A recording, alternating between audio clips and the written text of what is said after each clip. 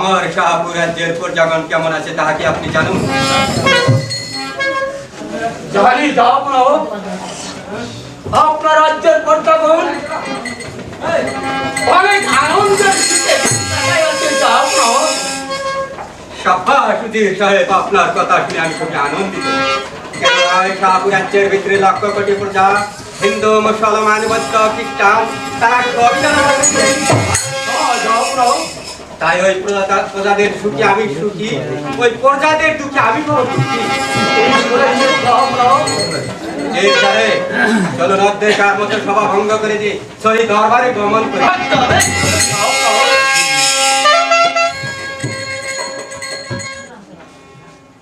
উজির সাহেব, বলুন জাহাপনা। দেখুন আমার বৃদ্ধ বয়স, তাই বৃদ্ধ বয়সে শাহপুর রাজ্যখানা পরিচালনা করা আমার পক্ষে অসম্ভব। বলেছেন জাহাপনা। তাই আমি মনস্তাপ করেছি আমার জ্যেষ্ঠ পুত্র সম্রাট জামালকে সিংহাসনে বসে এই শাহপুর রাজ্যের ভার জামালের হাতে অর্পণ করে আমি পবিত্র মক্কায় চলে যাব। শুধু তাই নয়, ওই পবিত্র মক্কায় যে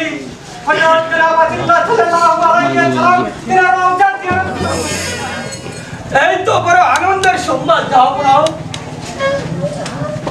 সুধীর সাহেব, তাই যদি হয় আর বিলম্ব না করি এই মুহূর্তে জামালকে আমার সম্মুখে হাজির করুন। তবে যাচ্ছি জাহাপনা। কোথায় জামাল? ওয়ালাইকুম আসসালাম ওয়া রাহমাতুল্লাহ। দেখো বাবা, আমার এখন বৃদ্ধ বয়স, এই বৃদ্ধ বয়সে শাহপুর রাজ্যখানা পরিচালনা করা আমার পক্ষে যে অসম্ভব বাবা। তাই আমি মনস্তাপ করেছি তোমাকে এই শাহপুর সিংহাসনে বসে শাহপুর রাজ্যের ভার তোমার হাতে অর্পণ করে আমি যে পবিত্র মক্কায় চলে যাব বাবা। জীবনে আপনার আদর্শ অবলম্বন করেনি আব্বাজান, আশা করি আমি আদর করবো আব্বাজান। কিন্তু আব্বাজান, কিন্তু জামাল, তুমি ভেবেছো কার সম্মুখে দাঁড়ায় কথা বলছো? যে শাহপুর বাদশার নাম শুনলে বাগে হরিণের কাছে দরকার, সেই শাহপুর বাদশার সম্মুখে বলেছি কিন্তু উজির সাহেব আপনি জবাব দাও। আব্বাজান, আপনি যেটা ভাবছেন তেমন কিছু নয় আব্বাজান। আমি বলতে চাই, এই রাজ্য পরিচালনা করতে হলে অনেক যুদ্ধবিদ্যা শিকার করতে হবে আব্বাজান। কিন্তু আমি কিছু চাই না আব্বাজান। উজির সাহেব, না যে উত্তেজিত হওয়ার মহান নাই হয়েছে। এই শাহপুর রাজ্য পরিচালনা করতে হলে অনেক অনেক সে বিষয়ে আপনি কোনো চিন্তা করবেন না জাহাপনা। আপনার সেনাপতি বিকাশনকে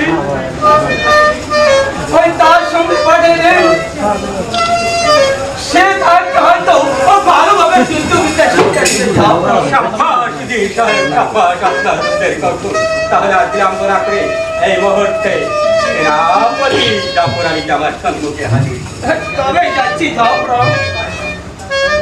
কোথায় সেনাপতি কাশেম? আসসালামুয়ালাইকুম জাহাপর, আমাকে কি জন্য আদেশ করেছেন? বলুন বলুন জাহাপর, আমাকে কি জন্য আদেশ? সেনাপতির কাছে আমি এই মুহূর্তে তোমাকে একটা আদেশ করবো, আশা করি আমার আদেশ তুমি পালন করতে পারবে তো? হ্যাঁ জাহাপর, আমি হয়েছি আপনার বেতনভুক্ত চাকর, আর আপনি যাহা আদেশ করবেন তাহা পালন না করতে পারলে আপনার কি অভিযোগ? আপতের কাছে তাহাই যদি হয় এই মুহূর্তে বাবা জামালকে নিয়ে চলে যাবে দক্ষিণ নাল পাহাড়ে। দক্ষিণ নাল পাহাড়িকে জামালকে এমনি ভাবে যুদ্ধ শিক্ষা দেবে জানো, পৃথিবীর কোন বীর যোদ্ধা জামালের সঙ্গে অর্থ ধরতে সাহস না করে। তাহা পারবে তো?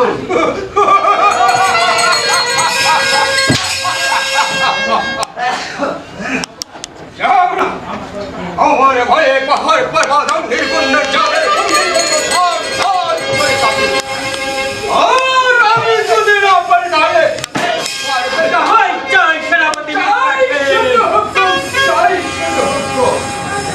সেনাপতির কাছে তাহলে বিলম্ব না করে এই মুহূর্তে চলে যাও তোমরা দক্ষিণ নাল পাহাড়ি। আমি সহায় করছি যাব না শোনো জামাল আমি তোমার আব্বাজানের নিকট বিদায় নেওয়া করতে আয়োজন করি আব্বাজান আপনি আমার হাসি বলে বিদায় করুন আব্বাজান কি বাবা জামাল আব্বাজান সত্যই তুই আমাকে ছেড়ে চলে যাবে আব্বাজান না না জামাল এটা আপনার আদেশ আব্বাজান আমি তোকে বিদায় দিয়ে আব্বাজান একা একা কেমন পেয়ে দিতে আব্বাজান তবু যে আপনি আবার বিদায় করতে হবে আব্বাজান আপনি শুধু আমার হাসি বলে বিদায় করুন আব্বাজান জামালকে বুঝিয়ে বলুন জামালকে ওই শিকারে পাঠে আমি যে অসুস্থ হয়ে যাব আমার আদেশ আমি ফিরে নিচ্ছি দেবতা ভুলে যা বাবা না আব্বাজান এই রাজ্য পরিচালনা করতে হলে আমাদের যত শিখতে হবে আব্বাজান আপনি শুধু আমার হাসি বলে বিদায় করুন আব্বাজান বাবা জামাল তোকে বিদায় দিই আমি একা একা কেমন করে গিয়ে থাকবো আমি যে তোকে বিদায় দিতে পারবো না বাবা বিদায় করে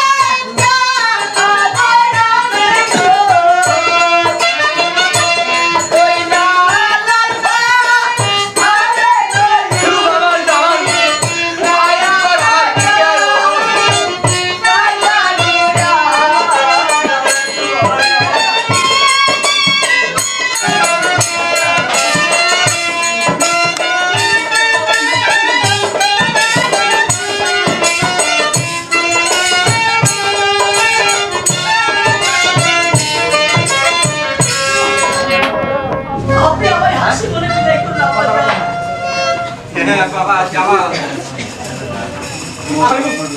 আমি যে তোকে হাসির মুখে বিদায় করে দিয়েছি, আমি যে তোকে বুক ভরা আশীর্বাদ করছি বাবা জামাল। তুমি জানো যুদ্ধে জয় হয়ে ফিরে আসতে পারো। অজির কাকা, আমি চলে যাচ্ছি অজির কাকা।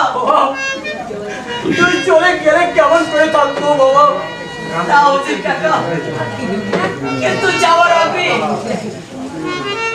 আপনার নিকট আমার একটি অনুরোধ, আমার এই বৃদ্ধ আব্বাজানকে আপনি দেখে শুনে রাখবেন অজির কাকা। আমি তার বিদায় আব্বাজান। জামাল দাঁড়াও, আব্বাজান, তুমি যদি সত্যই ওই লাল পাহাড়ের চূড়ায়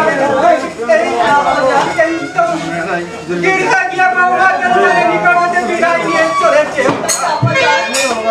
আমি চলে যাচ্ছি। বিদায়, বিদায় অজির কাকা, বিদায়।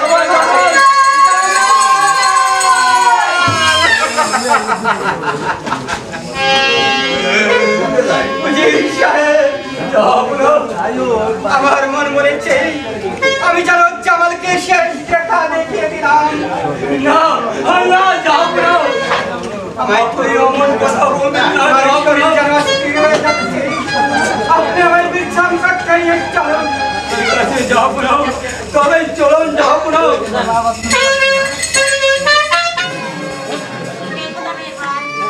আমার স্বামী গেছে তার দরবারে, সে এখন পর্যন্ত ফিরে আসছে না খোদা। আমি যে তার কারণ কিছুই বুঝতে পারছি না খোদা। তুমি আমার স্বামী সবাই দেখো খোদা, তুমি আমার স্বামী সবাই। আপনার কি হয়েছে স্বামী? আপনার মুখখানা কেন এত মনে দেখছে স্বামী? হাত দে যান। আমার কেমন কিছু হয়নি বেজান। আমি এসেছি তোমার মনে একটি আঘাত দিতে। তা সেই আঘাত তুমি সহ্য করতে পারবে তো? কেন পারবো না স্বামী? আমি হয়েছি নারী, নারী হয়ে আমি কেন আঘাত সহ্য করতে পারবো না স্বামী? বলুন স্বামী। বেজান, শুধু তুমি কেন, এই পৃথিবীর কোনো নারী সহ্য করতে পারবে না বেজান। তার স্বামী, পৃথিবীর কোনো নারী যদি সহ্য করতে না পারে, আমি আপনার হাজার হাজার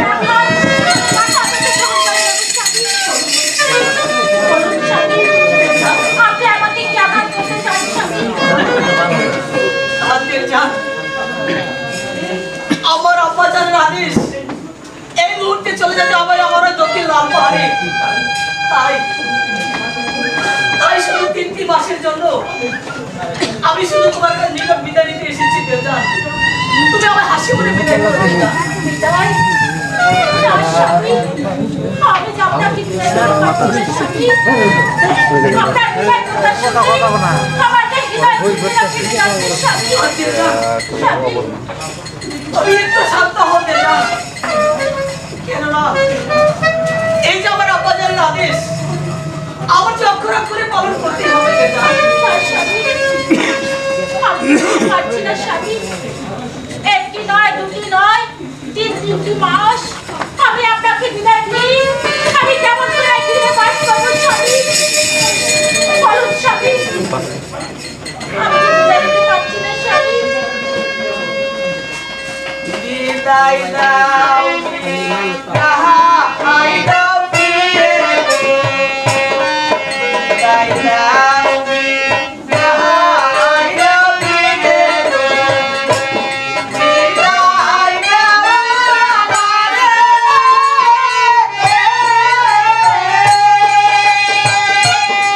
আসি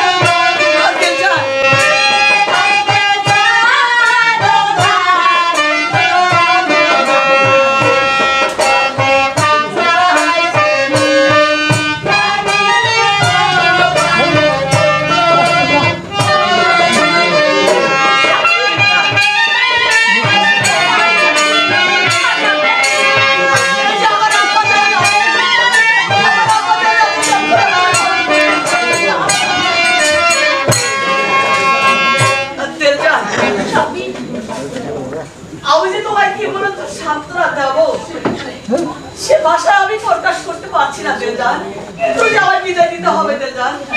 আব্বাজানের আদেশ আমি অবগত করব না স্বামী। হয় আমি আপনাকে হাসি মুখে বিদায় করবো স্বামী। কিন্তু স্বামী, আপনার নিকট আমার একটি অনুরোধ স্বামী, আপনি কোনোদিনও যেন তেলজান, আমাকে আপনি ভুলে না যান স্বামী। কি বলছো তেলজান? হ্যাঁ স্বামী, আমার স্থান যেন আপনার চরম তলে। তোমার স্থান হয়েছে আমার বুকের মাঝে তেলজান। স্বামী, সময় অনেক হয়ে যাচ্ছে, এখন তুমি আমাকে বিদায় করে দাও তেলজান। ঠিক আছে স্বামী, আমি বিদায় তেলজান। আমি আপনাকে আমার এই নিজ হাতে আপনাকে আমি যুদ্ধের সাধন সাজিয়ে দেবো স্বামী। তেলজান, তবে চলুন স্বামী, তবে চলো তেলজান। তবে চলুন।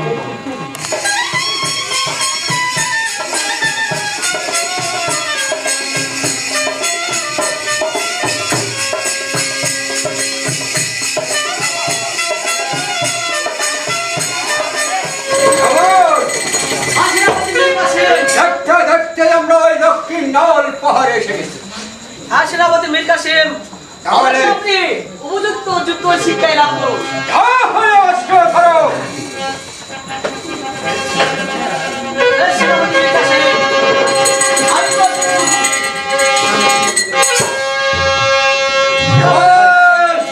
তাহলে ধরো সকলের গান খেতে বোঝা যাবে। এই সবাই যাও। ঠিক আছে সেনাপতি মীর কাসেম।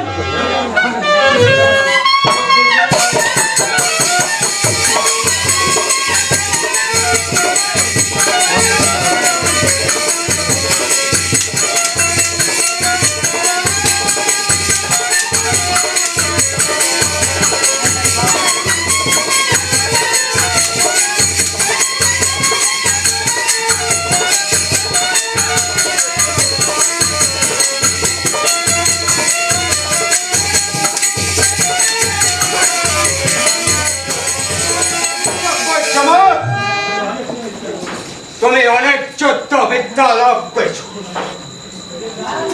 আর একটি যুদ্ধ বিদ্যা শিক্ষা দিতে হবে। সেই শিক্ষা আমি তোমাকে রাজনাম আগামী কল্লা দিন সেই শিক্ষাটি তোমাকে দিয়ে আমরা যাত্রা করব। এখন বেশ সেনাপতি মীর কাসেম, যুদ্ধ করতে করতে আমি বড় ক্লান্ত হয়েছি, আর আমার একটি বিশ্রামের প্রয়োজন। তাই চলো জামাল, চলো সেনাপতি মীর আমরা এখন কাসেম। বিশ্রামের পর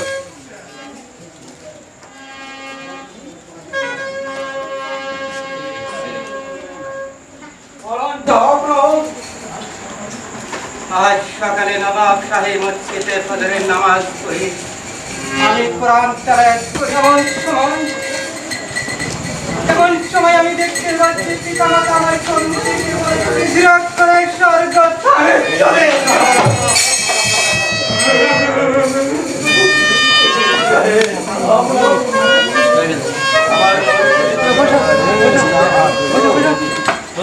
কোথায় আমি আজ এই পৃথিবীতে পাই? অমন কথা বলবেন না,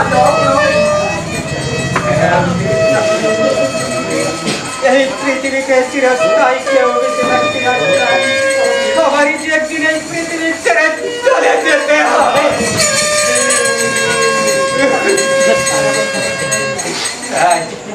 তাই আমার চলার সময় হয়েছে। আপনারা হাজার কাছে আমার থেকে দূরে একটা ভাবেন না উচিত সাহেব। দাঁড়াও, দাঁড়াও, বাবা, আমি তোমার সঙ্গে চলে যাব।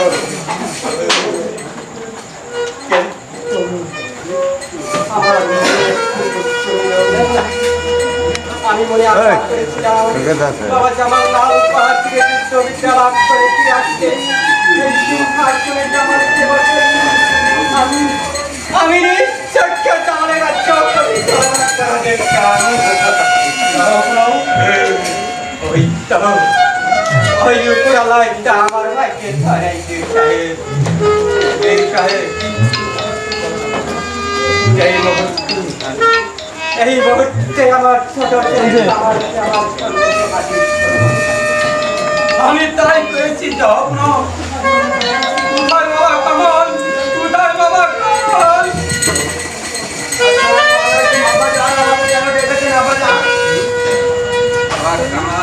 বলুন আব্বাজান। আমি তোমাকে দেখেছি কেন? আমার মন বলছে আমি আর এই পৃথিবীতে বেঁচে থাকবো না। আপনি আর পৃথিবী ছেড়ে চলে গেলে আমি কেমন করে একা একা গৃহে বাস করবো আব্বাজান? বাবা কামাল, তোমরা হাজার কাঁদলেও আমাকে ধরে রাখতে পারবে না। কেন পারবো না আব্বাজান? আপনাকে আমি সঙ্গে তো যাবো না আব্বাজান। আপনি আমাকে ছেড়ে চলে যাবেন না আব্বাজান। বাবা কামাল, তোমাকে ছেড়ে যাইতে যে আমার মন চাচ্ছে না বাবা। আব্বাজান, বাবা কামাল, আজ পথে বসে তুমি এই পবিত্র রাষ্ট্রের আসনে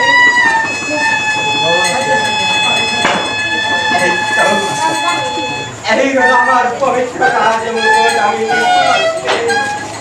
তোমার মাথায় পড়ে দিলাম বাবা। আর চলো বাবা, আমি তোমাকে একটি অনুরোধ করবো, আশা করি আমার অনুরোধ রাখবে। বলুন বলুন আব্বাজান, আপনি এমন কি অনুরোধ করবেন যে আমি আপনার অনুরোধ পালন করবো না আব্বাজান? বাবাজি কামাল, বলুন আব্বাজান। ওই জামাল যখন লাল পাহাড় থেকে যুদ্ধ বিদ্রোহ করে ফিরে আসবে, সেদিন তুমি এই পবিত্র রাজমুকুট তোমার নিজের হস্তে জামালের মাথায় করে আব্বাজান, আপনি আমাকে যা আদেশ করে যাবেন আমি তাই অক্ষরে অক্ষরে পালন করবো আব্বাজান। আপনি শুধু আমায় মুখ ভরা আশীর্বাদ করুন আব্বাজান। বাবা কামাল,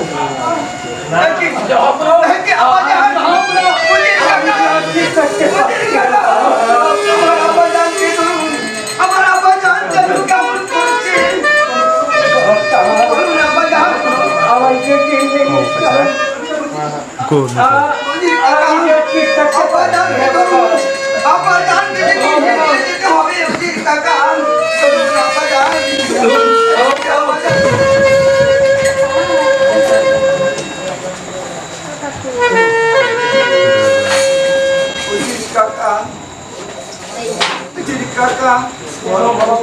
আমার আব্বাজান মৃত্যুর পর আমি যে আর রাজ্য পরিচালনা করতে পারছি না ওদের কাকা। কেন বাবা? সে কেন উত্তরটি আমি বলতে পারছি না ওদের কাকা। শুধু তাই নয়, আমি যে আমার এই আব্বাজানের মুকুটের ভয় কিছুতেই সত্যি বলছে আমার বাবা। তুমি একটু শান্ত হও বাবা। কিছুদিন পর তুমি সব কিছু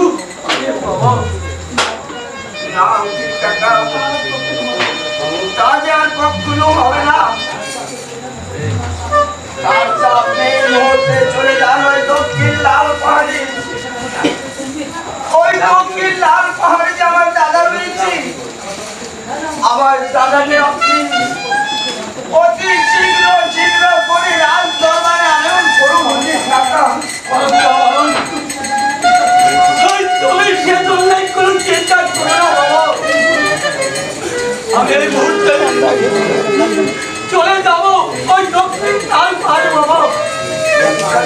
ওই বাবা জামাল যেখানে সব কেন ওই সারা বড় জঙ্গল তৈরি তৈরি করে আপনার রাজ দরবারে হাজির করবো। ঠিক আছে অজির কাকা, আর বিলম্ব না করে অতি শীঘ্রই আপনি চলে যান অজির কাকা। ঠিক আছে বাবা, আমি বিদায় বাবা, আমি বিদায় বাবা জামাল, আমি বিদায়, আমি বিদায়। ভাই খোদা মেহেরবান, অজির কাকাকে পাঠাইছি আমার দাদাকে ফিরিয়ে আনতে। তুমি তাহাকে সহি সালামতে আমার মুখে ফিরিয়ে দিও খোদা, ফিরিয়ে দিও, ফিরিয়ে দিও। আর একটি যুদ্ধ শিক্ষা দেওয়া লোক বাকি আছে। আর সেই যুদ্ধ শিক্ষাটি দিয়ে আমরা শাহপুরায় যাত্রা করবো। আর সেনাপতি মীর কাসেম, তাহলে ধরাশা করুন রাজক্ষেত্রে পৌঁছে যাবে চেষ্টা মন্ত্র।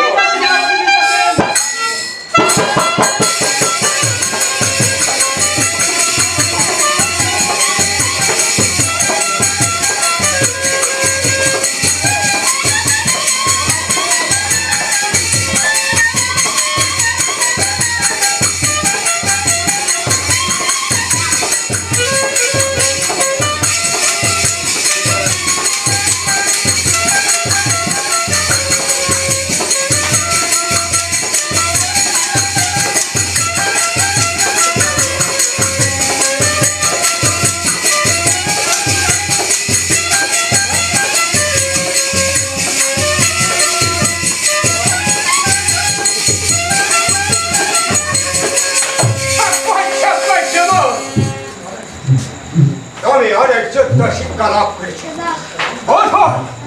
শাহপুর রাজ্যের মধ্যে এমন কোন বীর রয়েছে তোমাকে